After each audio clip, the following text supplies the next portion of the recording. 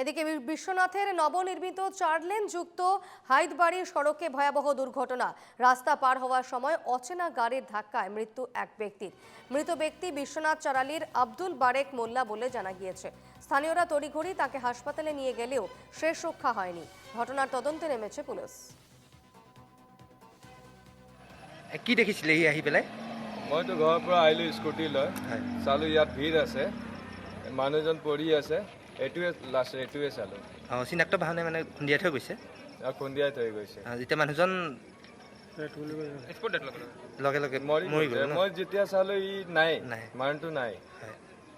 এইখন জেগাখনৰ নাম কি কয়? হায়দৰাবাৰী কয়, হায়দৰাবাৰী, বিশ্বনাথ চাৰিআলি। বিশ্বনাথ চাৰিআলি হায়দৰাবাৰী।